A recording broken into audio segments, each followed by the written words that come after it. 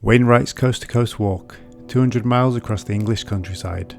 By day 2 we'd already been stranded at the UK's most remote hostel. This is the worst place to have a problem. Join me as we continue into Borrowdale, the wettest valley in England, with more struggles ahead. We're at the top, I don't know how we made it. Barely made it. So we're heading out now with our sights set on Grasmere. We're going to go to Rosthwaite. I'm quite sad actually to not have a rest today. Glenridding Hotel's really nice. Anyway, onwards. Our route was only 8.5 miles between the villages of Rosthwaite and Grasmere. Separating the two, however, was Green Up Edge, a climb up to 613 metres, which would take more out of us than we expected. Okay, so we're in Rosthwaite now, starting off the third day of our walk. We're going to head down the river here. Hopefully we'll get to Grasmere before it gets dark. So we're in Borrowdale, which some of the locals have said is one of the wettest parts of the Lake District, and you can see from the moss and the vegetation on the hillside. The receptionist of the hotel said this is not even considered rain in Borrowdale. Weather might be a bit gloomy, but there's some really spectacular views with the mist on the mountains.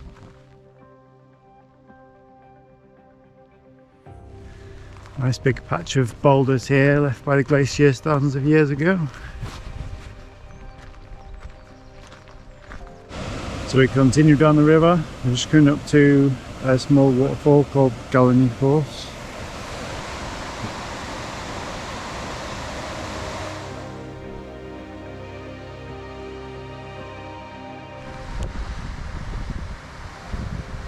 So we're going to head up the hill now until we get to around 600 metres, which is top bit of the hill, and then we'll follow that for a while before descending again towards Grasmere.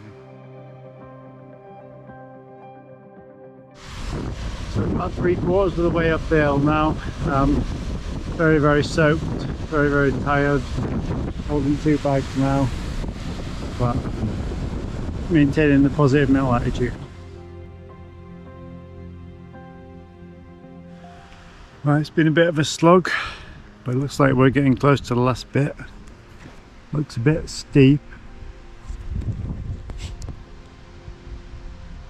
Off the path on the left, you might also see Chris's pink umbrella descending. We've come quite far. It looks like there's a flat bit at the top, hopefully.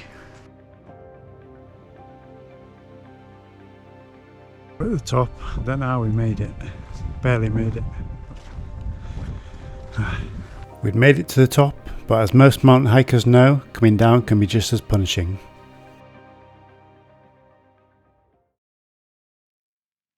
So it's the morning after. We're now in the Swan Inn, which was mentioned in one of Wordsworth's poems.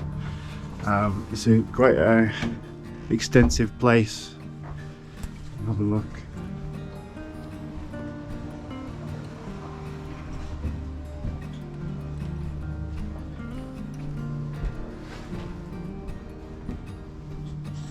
From the front you can just see a small pub, but there's actually hundreds of rooms. Perhaps not hundreds, but a lot. But yeah, anyway, I ended up dragging Chris on my arm in the dark. We got in about 11 PM I think last night. So I think we're going to reconsider today and just have a rest day and take the bus to the next location.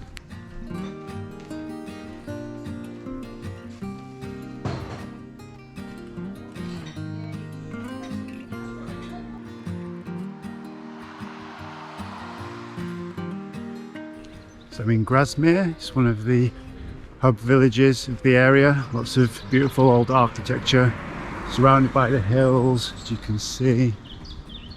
Famously the home of English poet William Wordsworth, Grasmere has some great shops and tea rooms. There's also a narrated bus tour, which takes you around some of the Lake District villages which Wordsworth lived and frequented.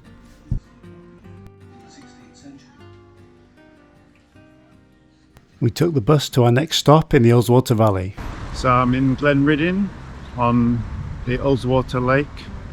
I was last here a year ago to climb Parallel in by a striding edge. It looks like the weather's not improved much since then. Still quite cloudy up there, but I'll have a stroll around here, and then tomorrow I get to head on to a place called Shap near Penrith. Our accommodation for the night was the Ullswater Inn, which is a short walk from the lake.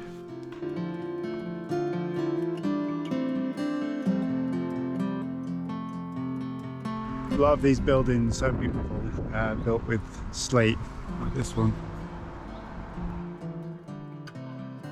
In the evening we headed to the cosy Traveller's Rest pub at the foot of the mountains.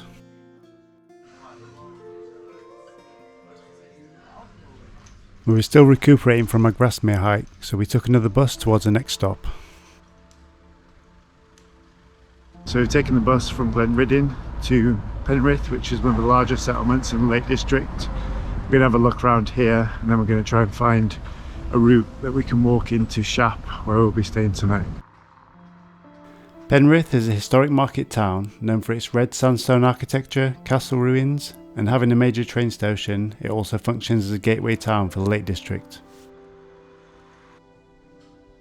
We ended up getting a bus to our destination, the village of Shap, but realised there was a great hike we could do in the area.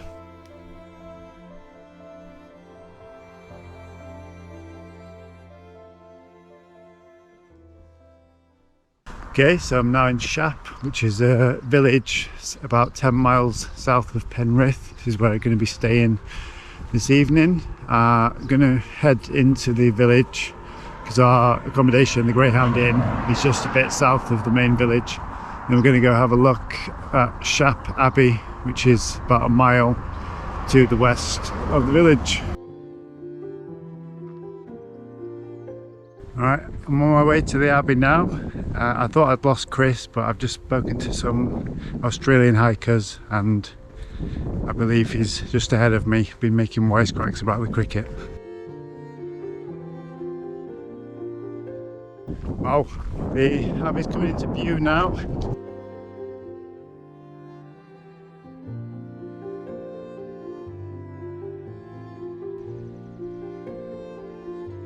Built in 1199, Shap Abbey was inhabited for over 300 years. In 1540, Henry VIII's dissolution of the monasteries policy led to Catholic religious buildings being stripped of their wealth. This included destruction of buildings, especially for the valuable lead in their roofs.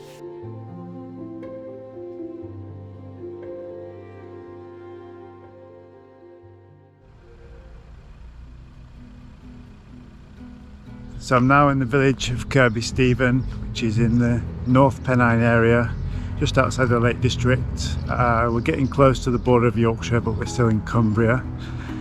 Seems like a very friendly place, lots of interesting buildings around, very busy. It's quite a thin settlement stretched along Main Road. I'm just seeing a bench down here, which is a happy to chat bench, which sort of goes with the area. Everybody's quite friendly. In the spirit of the happy to chat bench, here is Chris talking someone's ear off.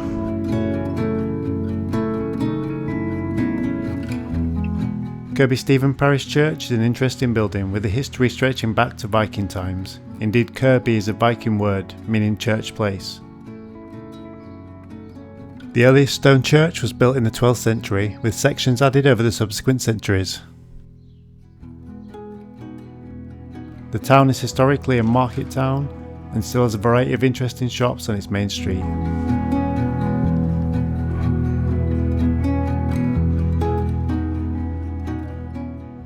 Join me for the next video in the series where we head to the village of Rosthwaite in the Yorkshire Dales National Park. It's really amazing, this landscape. You've got the fields of buttercups, the dried stone walls, the old stone barns, rolling hills.